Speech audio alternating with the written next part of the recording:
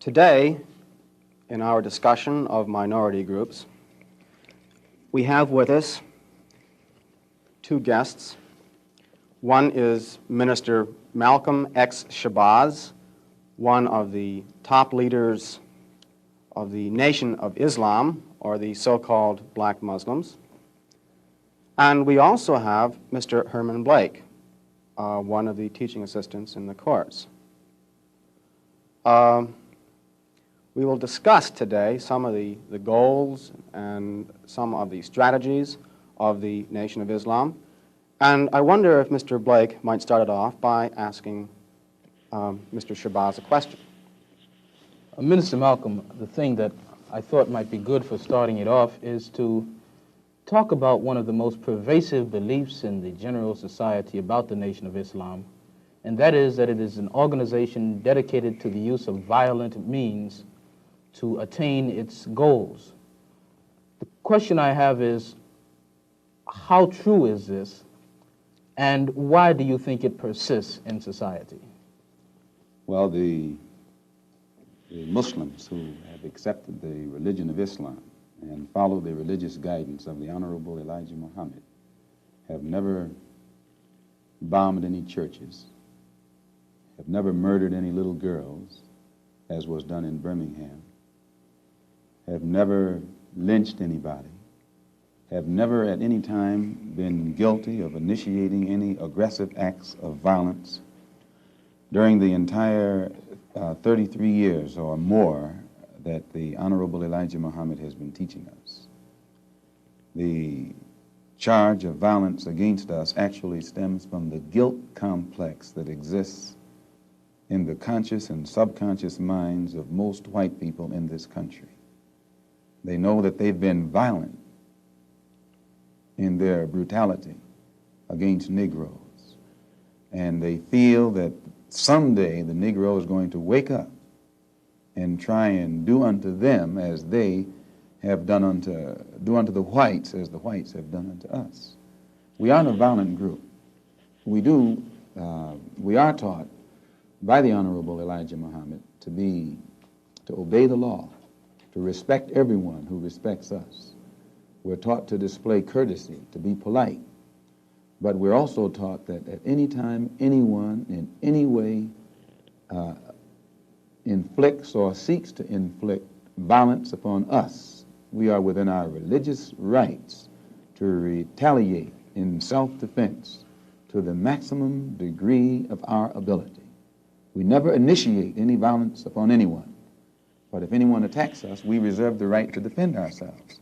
So to accuse us of being violent is like accusing a man who is being lynched, who is being hung on a tree, simply because he struggles vigorously against his lyncher.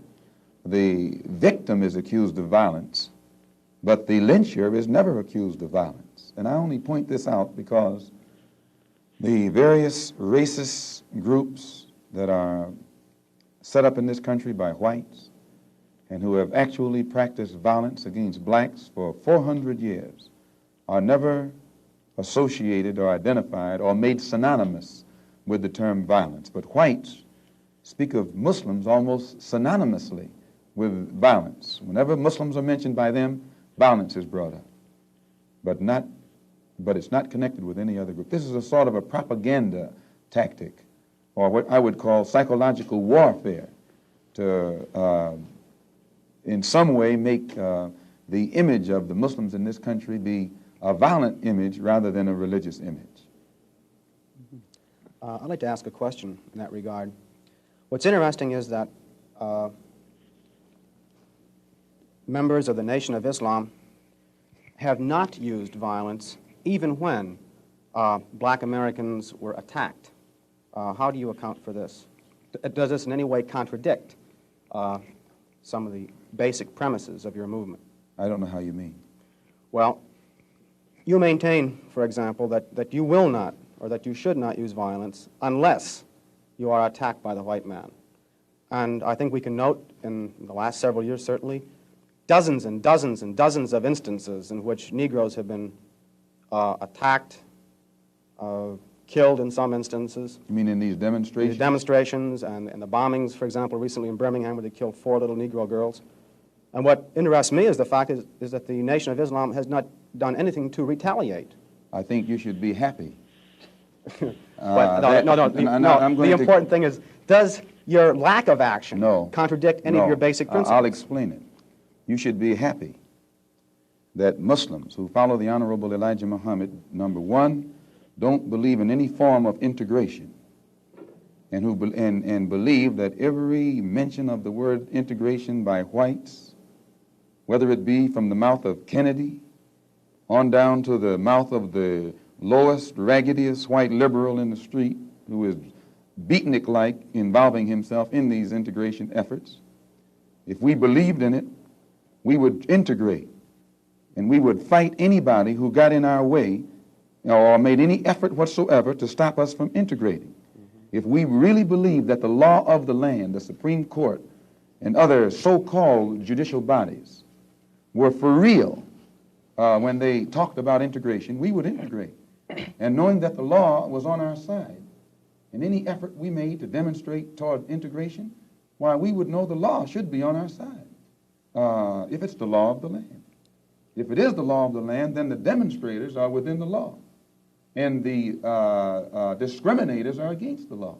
But to show you the hypocrisy of the law, when Negroes demonstrate for integration, instead of arresting the discriminators, the law arrests the demonstrators.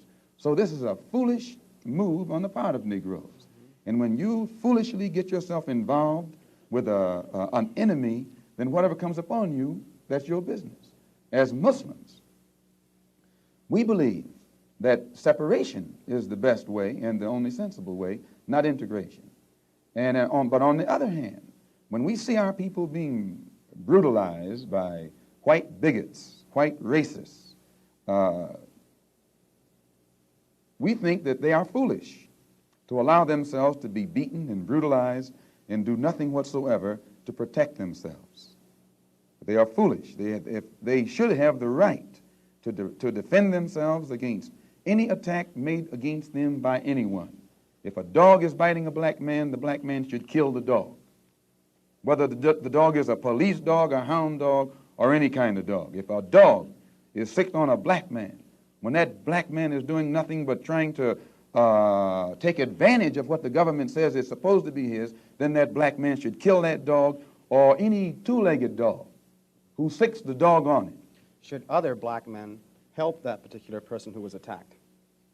I think you'll find, sir, that there will come a time when black people wake up and become intellectually independent enough to think for themselves, as other humans are intellectually independent enough to think for themselves.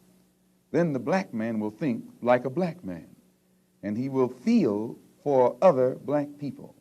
And this new thinking and feeling will cause black people to stick together. And then at that point, you'll have a situation where when you attack one black man, you are attacking all black men. And this type of black thinking will cause all black people to stick together. And this type of thinking also will bring an end to the brutality inflicted upon black people by white people. And it is the only thing that will bring an end to it. No federal court, state court, or city court will bring an end to it. It's something that the black man has to bring an end to himself. Minister Malcolm, let me, on the basis of your two remarks, ask a double-pronged question. One, is it then your assertion that the laws with respect to how Negroes are supposed to have equal opportunity and equal rights in this country are not meaningful or believed by whites? And secondly, what is your opinion and attitude toward the civil rights movement in general, and particularly the Reverend Martin Luther King and his philosophy of nonviolent direct action? If the white people really passed meaningful laws, it would not be necessary to pass any more laws. There are already enough laws on the law books to protect an American citizen.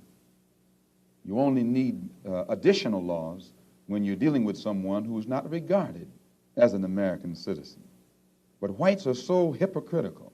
They don't want to admit that this black man is not a citizen. So they classify him as a second-class citizen to get around making him a real citizen. If he was a real citizen, you'd need no more laws. You'd need no civil rights legislation. Civil rights, when you have civil rights, you have citizenship. It's automatic. White people don't need laws to protect their citizenship because they're citizens. But they don't want to tell us we're not citizens. And at the same time, they don't want to pass laws that are meaningful enough to protect us as if we were citizens. And the Supreme Court desegregation decision is the best example I know. That's a law from the Supreme Court. 10 years have gone by. No desegregated schools. It hasn't been implemented beyond, I think, 9% in 10 years. So this just shows you the hypocrisy of the American white man. They talk out of both sides of their mouth. And for this reason, we who are Muslims, that is, who believe in the religion of Islam, who believe in God, we don't believe that black people will ever get any laws, get any problem with laws being passed or new persons being put in office, white liberals being put in office. There is nothing that the white man will ever do to bring about true, sincere citizenship or civil rights recognition for black people in this country. Nothing will they ever do. They will always talk it, but they won't practice it.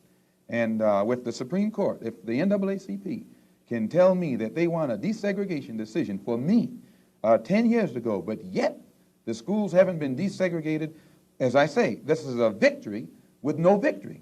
It's a victory that you can talk about, but it's a victory you can't show me.